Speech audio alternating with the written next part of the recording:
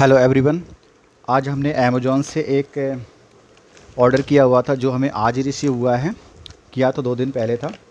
और इसके अंदर जो हमने मंगाया हुआ है उसमें आर डी शर्मा की क्लास 12 की मैथमेटिक्स को मंगवाया हुआ है, जिसका 2 सेट में हमें मिलना था। तो चलो उसका हम लोग रिव्यू आज करेंगे किस तरह से हमें मिला हुआ है। तो ये अभी तो पूरा पैक्ड ही है, कहीं से हम इसे ओपन नहीं कर पाएंगे, काटना ही पड़ेगा, है ना। पूरी तरह से बंद है। ओके, तो हमें फाड़ना पड़ेगा, थोड़ा मोटा कैंची से काटता है। कैंची से कट करने के बाद देखो क्या मिलता है अंदर, क्योंकि कभी कभी पैकिंग भी पता नहीं किस चीज़ की हो जाए।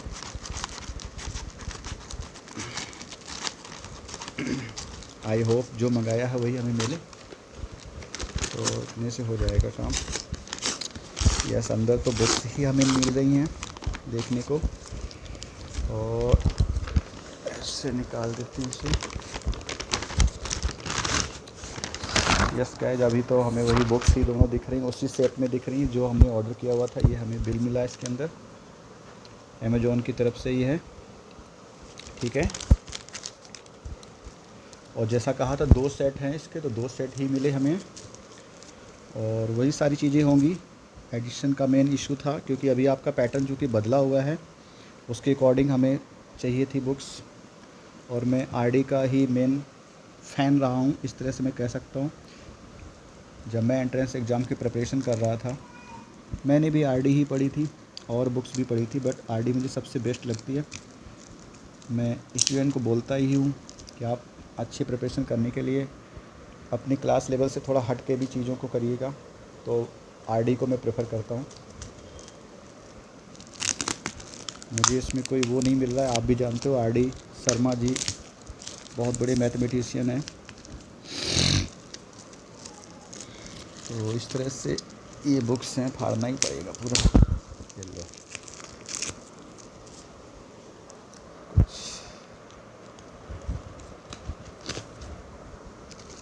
मेन है जो हमने सेशन देख के मंगाया था, इसका एडिशन जो था किस ईयर का है पब्लिकेशन, उसको देख के हिसाब से हमें डिसाइड करना था कि अब क्या आ रहा है इन बुक्स के अंदर। अदरवाइज़ पुरानी बुक्स तो हमारे पास ऑलरेडी है ही।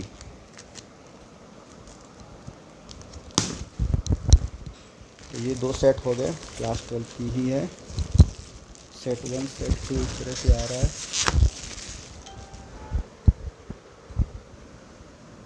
वॉल्यूम 1 में देखो क्या है, आई थिंक आपको सब कुछ दिख रहा हो अच्छे से।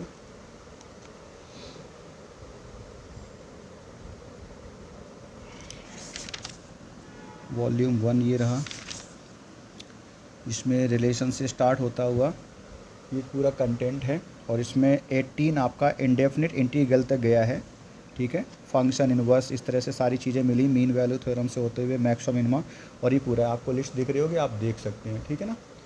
चलिए, बुक में किसी तरह का कोई इशू तो मुझे लग नहीं रहा है। और एक जो चीज़ मुझे देखनी थी वो देखना है, एक्सरसाइज के लास्ट में मेन एडिशन देखना, कौन सा मैंने दिया था ऑर्डर, वही है या नहीं।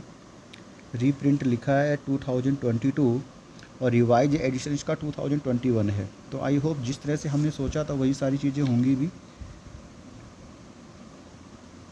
एक्चुअली हमने केस स्टडी हमें चूँकि नहीं मिल पा रही होती इस तरह से पढ़ने को, तो उसके बिहाफ पे हमने इस बुक को सोचा था कि मंगवाई जाए।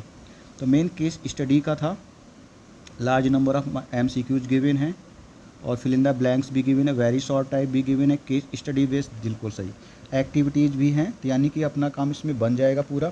तो कोई एक चैप्टर को हम लोग थोड़ा सा देख लेते हैं जो भी आपने पढ़ रखा। चलो, ये कौन सा मिला, मैट्रिसेस मिला। तो मैट्रिसेस में हमें MCQs, तो ये सारी चीज़ें पहले से भी होती थी इन बुक्स में, कोई इनकी कमी नहीं थी। केस स्टडी या कुछ अदर चीज़ों की भी इसमें इंक्लूड किया है या नहीं, वो हम लोगों को देखना था, क्योंकि एज ए टीचर हम लोग उनको देखते हैं, क्लास में कराते हैं, तो काफ़ी सारा कंटेंट टाइप करना पड़ता है केस स्टडी के फॉर्म में, फिर वहाँ से चीज़ें आपको बतानी पड़ती हैं। इस वजह से इस बुक की तरफ हम लोग बढ़ रहे हैं। और अभी केस स्टडी दिख तो नहीं रही यहाँ तक, आगे अगर है तो कहाँ पर है। और इसमें से केस स्टडी बनेगी भी तो क्यों बनेगी, चैप्टर कौन सा था, मैट्रिसेस था। इसमें से तो बनाना नहीं चाहिए, हाँ लास्ट में हो सकता है।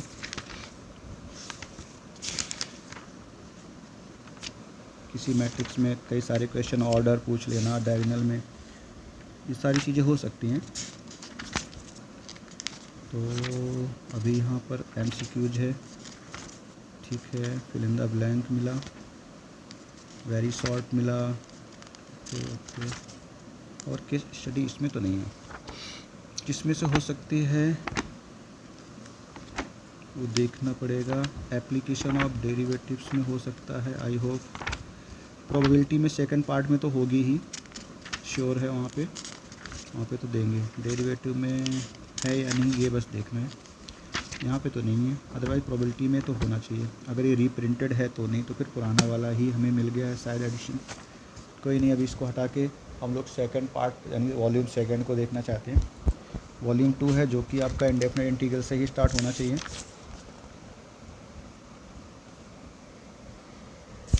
आई होप आपको दिख ना रहा हो तो थोड़ा सा ऊंचा कर लेते हैं इस तरह से।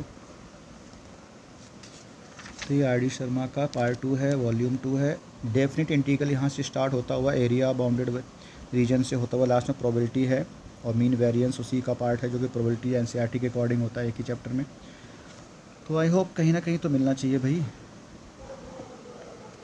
लेसन 30 में थोड़ा देखते हैं कुछ है या नहीं। निराश मत करना, केस स्टडी लिखा है नहीं तो थोड़ी सी मुझे निराशा फील होगी अगर ऐसा कुछ हुआ तो।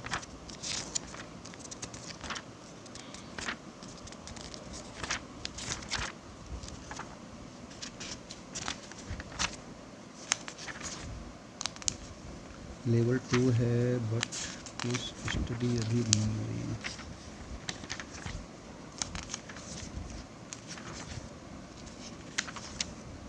यस, यहाँ पे केस स्टडी है, तो प्रोबेबिलिटी वाले चैप्टर में हमें केस स्टडी मिला हुआ है।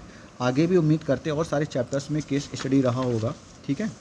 और वैसे ज़्यादातर अगर मैं इस बार के पेपर की बात करूं तो वहाँ पे केस स्टडी आपको प्रोबेबिलिटी पर ही बेस्ड देखने को मिली है, जो सैम्पल पेपर CBSE ने इशू किया हुआ है उसके अकॉर्डिंग। और आपकी बच्चों डेट शीट भी आ चुकी है, तो आप लोग अच्छे से पढ़िए जितनी भी 12th में बच्चे हैं।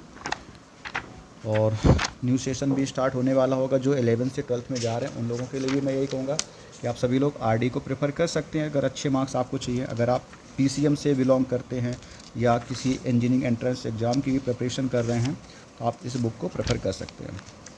मेरी तरफ से सारी इसमें रिक्वायरमेंट फुलफ़िल हो जाती हैं। पहले भी मैं बच्चों को बोलता था इस बुक को पढ़ने के लिए। और इसी तरह का बच्चों एक क्वेश्चन आपको दिया गया है CBSE के सैम्पल पेपर में, जिसमें आपको एरिया निकालना होगा, अगर आप देख पा रहे हो इस तरह का, ठीक है। और काफ़ी चीज़ें डिलीटेड रही इस बार सेशन में। मेरे हिसाब से ये बुक बहुत अच्छी है। काफ़ी मात्रा में आपको क्वेश्चन हमेशा दिए होते, आप इतने कर भी नहीं पाते हो एज ए स्टूडेंट। आप जब कर रहे होते हो आपको भारी पड़ जाती है ये बुक। हाँ, अगर आप केवल पास होना चाहते हैं तो NCERT उससे काफ़ी अच्छे मार्क्स आ जाते हैं कि अगर आप NCERT पे भी डिपेंड है। लेकिन आगे की पढ़ाई करने के लिए मैथमेटिक्स में आपको ऐसी कुछ बुक्स का सिलेक्शन करना चाहिए अपने पाठ्यक्रम में। तो सिलेबस के अकॉर्डिंग ये बहुत एबव है NCERT की बुक से। NCERT के इंटीग्रेशन की अगर बात करें तो कुछ मिसलिनियस में कुछ क्वेश्चंस ऐसे हैं जो थोड़े से आपको प्रॉब्लम क्रिएट करते हैं। उनको पढ़ाने के लिए हमें कुछ अलग अप्रोचेस दिखानी पड़ती हैं और उसके लिए फिर क्वेश्चन कम पड़ जाते हैं। तो इसलिए फिर हम लोग इन बुक्स का सहारा लेकर के आपको पढ़ा रहे होते हैं। तो मेरी तरफ से इस बुक को मैं प्रेफर ही करता हूँ और पसंद करता हूँ। तो मैंने खुद, जैसा मैंने शुरू में बोला कि मैंने अपने एंट्रेंस एग्ज़ाम्स में भी इन्हीं बुक्स का सहारा लिया हुआ है। RD मेरे फेवरेट राइटर में से एक हैं, ठीक है। तो मेरे लिए तो बुक अच्छी है भाई, और जो चीज़ चाहिए थी वो मिल गई है। और भी चीज़ें इसमें ऐड होके आई होंगी क्योंकि न्यू एडिशन है इसका। अच्छी से प्रिंटेड, अच्छा सा पेपर क्वालिटी, और साइनिंग भी अच्छी देख रहे होगे, है ना। इस तरह से आपको भी चमक महसूस हो रही होगी। ठीक है, यहाँ तक के लिए आज का वीडियो, जिसमें हम लोग RD को ही आपको बताना चाह रहे थे किस तरह की बुक है, कैसी आपको लगती है, किस तरह की दिखती है, ये सारी बातें हमने करी। पास से भी थोड़ा दिखा देते हैं, साइनिंग करती हुई बुक, पेपर क्वालिटी बहुत ही अच्छी है, ठीक है। कवर भी बहुत अच्छा है, जल्दी से निकलने की कोई चांसेज नहीं, आप देख सकते हो। तो आज के लिए यहीं तक, एक कुछ अच्छा करेंगे आगे। Thank you.